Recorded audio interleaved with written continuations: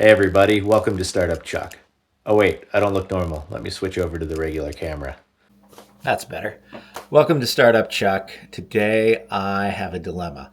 I bought these super nice set of heated gloves, and luckily I didn't pay full price. But either way, I had this super nice set of heated gloves, and it was pretty nice. I used them for about a season, and then on one of these, you press the button, it turns on, and it works.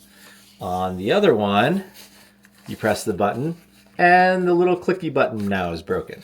So whoever decided to buy cheap switches for their heated gloves, great, now they're bricked. And they're out of warranty, and I have to break open the waterproof envelope now in order to make them work again. So not super happy about that. Pretty bummed. But in general, that's okay, because now we have a fun idea for a project. So I've always wanted to try heated ski poles instead of heated gloves, and this is a perfect time to do an A/B test. I've got this old pair of trekking poles where the cork is essentially worn away. This one's actually in better shape than the other one. And so I'm going to do one heated glove, one heated electric trekking pole, and we're going to find out which one I prefer on the slopes. Personally, I think I'm going to prefer the electric ski pole. I don't know why they don't make them, but I'm going to make one and just see what it does, see how good it is.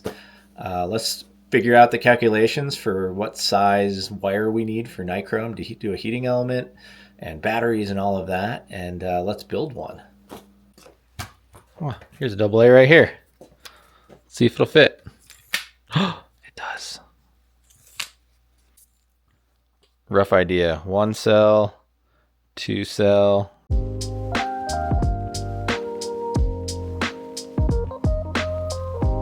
8. Oh man, I could fit 8. That might be it. What does this thing do? Just make it slower? I guess. Stop. All right. Cool. So I'm thinking one contact on the end of this thing, on the end of this guy, shoots it up. Another contact up here. And then the switch would be pressing this in and then slide it out to turn it off. And then the batteries will just shake when it's off, but who cares? Sweet. I love this idea. Alrighty. Let's get this grip off.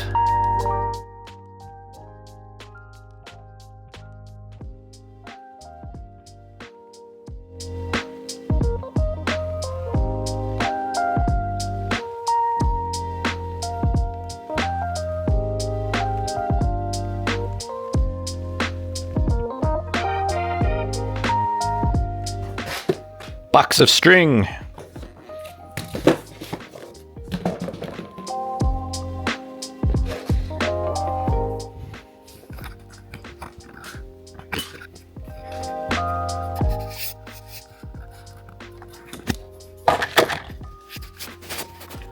All right, so one thing I could do is totally cheat and buy those like pre-made hand warmer, I guess, coils that they sell on Amazon where it's like a 12 volt polyamide like inlaid with a whole bunch of traces. That's totally cheating. So I'm going to take the string and I'm going to wrap it around the pole a bunch of times and figure out how many feet I need at a minimum, and then how many I could have as a maximum. That'll give me an idea then of what diameter wire I want to get. So it's about, for at least 28 gauge, I think it was like 4 ohms per foot. I need to basically work with that, knowing I've got roughly 12 volts of AA batteries.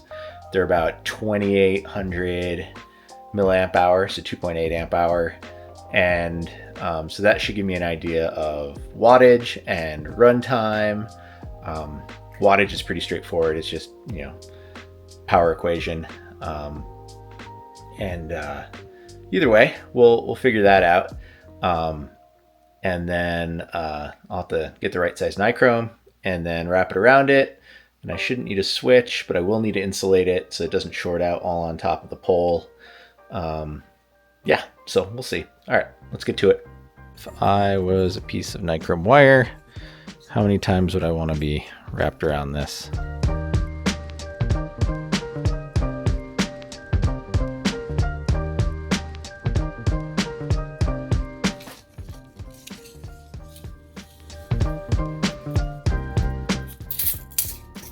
All right, I get about 36 inches even. We're basically going to use Ohm's law. So V is equal to IR. And we know that we have 12 volts. And we don't know our current yet, but we know that we've got 3 feet of 4.1 ohm per foot 28 gauge wire. And so if we were to basically divide this by 12.3, then we're going to end up with I is equal to a little bit less than 1 amp of current. And then we know for power is I squared R. And so we can say basically 1 amp of current times 4.1. Oh, and there's 3 feet. And we end up with roughly 12 watts of heat. These are heat lines. Yep, so if we've got a handle and we wrap it in nichrome wire, this is basically going to give us out 12 watts of heat over less than 3 hours. Here is the nichrome wire that I found, and it's listed out at 4.09 ohms per foot of resistance. Now when it heats up, it might be a little bit different than that, but that's what they at least rated it at. So that's 28 gauge. I just grabbed some Amazon basic cells like these and essentially use them. They have about a 2800 milliamp hour or 2.8 amp hour capacity. And then for insulating the nichrome wire so it doesn't just rest on the aluminum, I've got this cork tape. Cork is extremely heat resistant and insulative, and so it's the perfect thing to use to insulate the outside of the pole. All right, so let's pop this pin out, take off the head.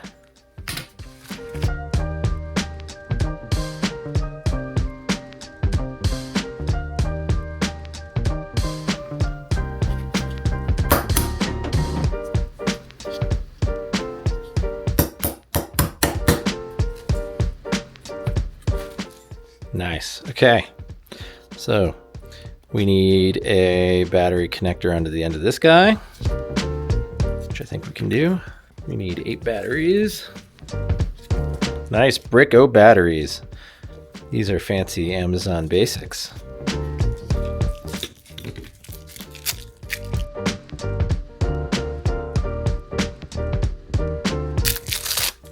Eight.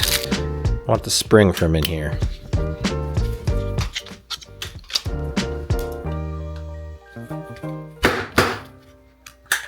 That works. Ta-da!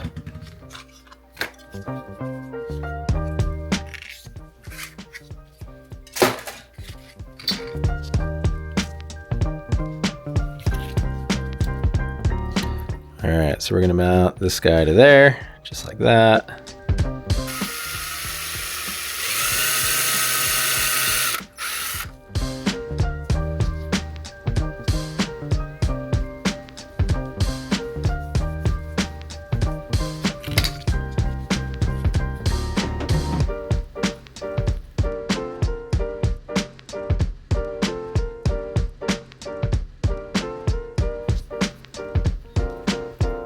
Nice, springy, springy.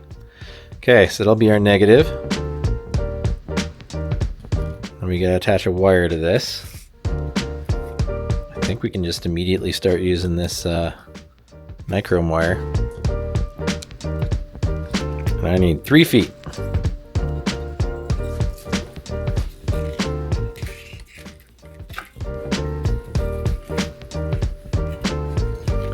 Lucky for me. Oh no, I just let it unspool on here. Man. Oh well. Alright. 3 feet with my masonry paper stick, cardboard, wood. What is this made out of? Wood, I guess.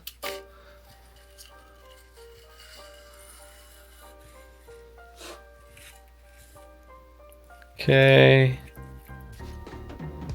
I'm gonna bend this into a hook. And then we're gonna hook it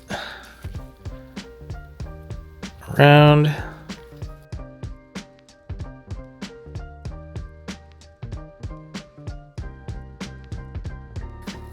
Put this guy back through. Put our pin in.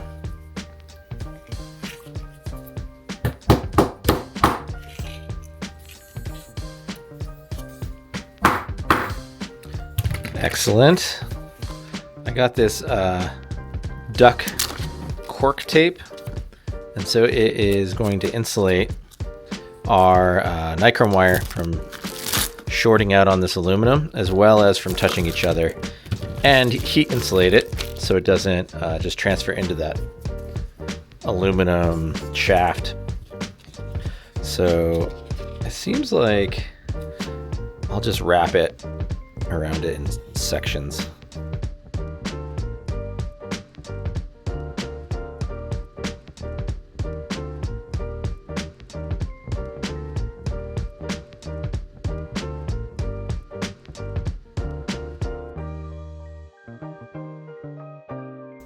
Awesome. So now let's start wrapping.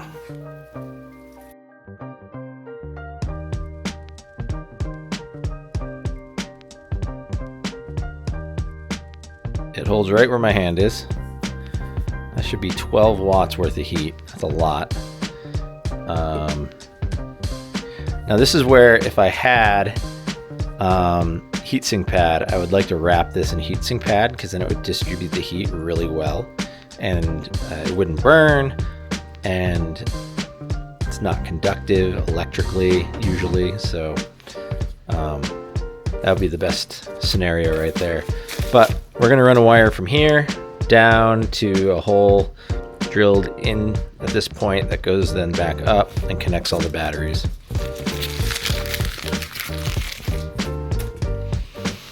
Speaking of which, let's see where 8 batteries fits. Man, it looks so good already. Okay, so 8 batteries. 1, 2, 3, 4, 5, 6, 7, 8. Not very far, but enough. In fact, it's past the stop that they want you to have. So maybe it'll have to be 7. We'll find out. Oh, that's not too bad. So I need to cut 2 1/4 inches above wherever I want the point to be that I usually have my poles.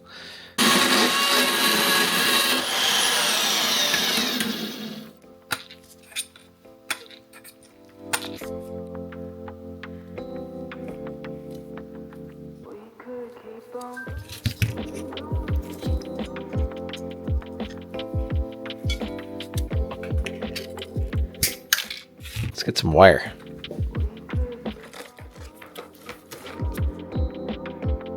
All right, that'll work. 25 feet of 18 gauge.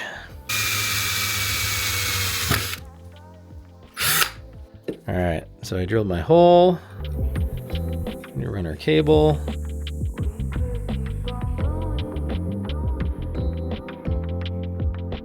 Let's get some super glue on this guy.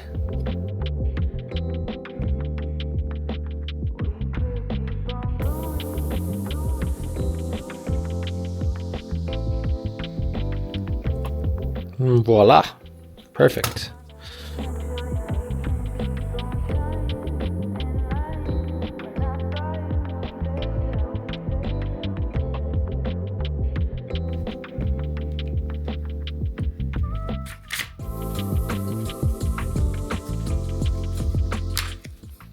Okay. This guy's got to go all the way up here. Snip, snip.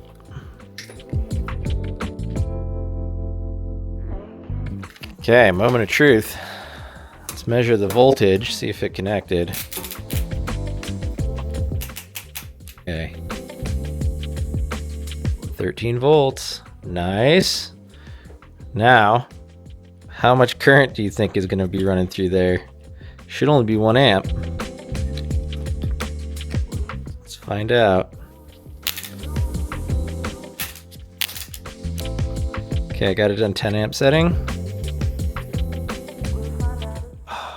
Okay, now the nichrome is going to heat up as soon as I touch that, so I don't want to use my finger to squeeze down between the nichrome and the clamp and the probe, because if I do that, it's going to heat up and burn my finger. I already burnt my hand once today because I put a whole pot into the stove, and then later on I pulled it out of the stove, and then I went to go dig into it and stuck my hand on the handle without oven mitts and burnt my hand. Plus then I got a razor blade cut across this finger. Nonetheless, this finger is not doing great. So we'll connect this guy, and then I will just loosely touch it. Oh, 0.889. Great.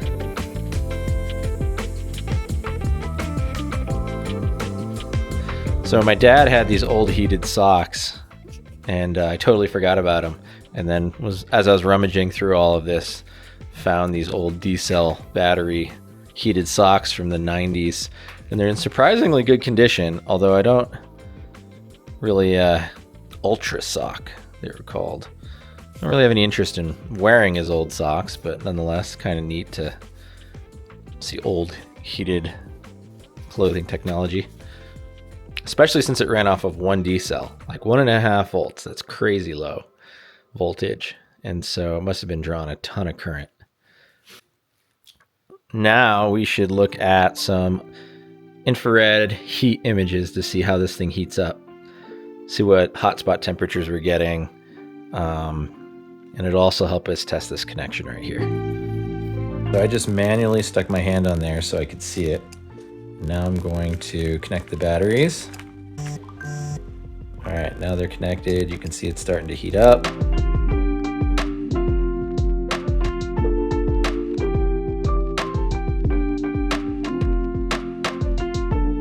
$38, 140.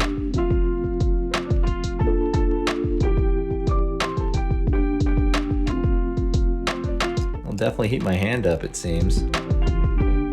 All right, so I'm unsure what tape to use, so I'm just going to use electrical tape to at least do the first round, and then after that we can decide what we want to do.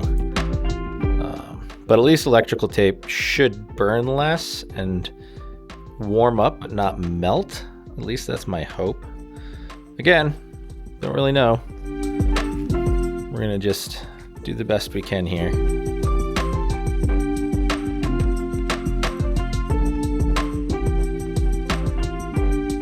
So let's see how quickly this heats up. It's connected. I can lock it on. Okay, feeling it. It's feeling hot. It's definitely feeling warm. But not uncomfortable. So, hot spots of 133, 140. Well, that's usually what burning temp is. Did you guys subscribe to my channel yet? I need more subscribers. Please hit the subscribe button because I want to keep making cool projects, but I need to get some more subscribers to keep making it worthwhile. So please check out all my other content and tell your friends. Thanks. I like these. So on, lock, off, just pull it out. You can lock it off lock it off also if you want. Cool. The weight isn't too bad either. I mean, it's basically the weight of 8 AA's different. Everything else is negligible. Cool. Love it. Let's go ski. I'll wear one glove on my left side that's heated and a thin glove on my right side that's not, and we'll see how they feel. People are going to think I'm really weird.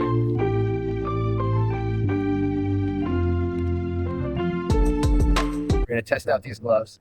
Got one heated glove, turning on right now, and then I've got my favorite fishmongering gloves. They're nice and thin, lightly lined.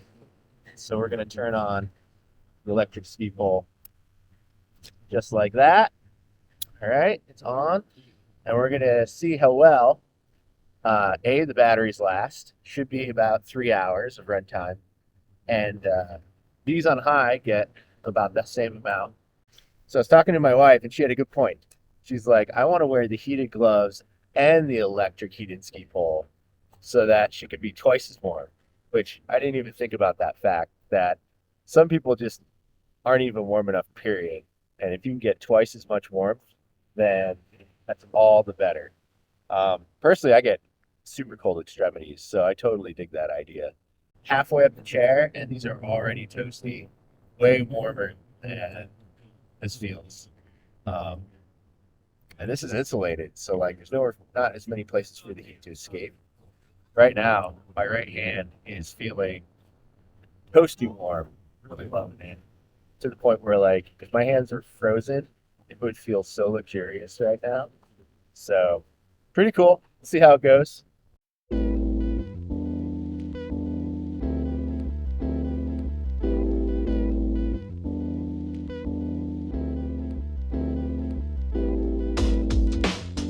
Carrie, what do you think of it?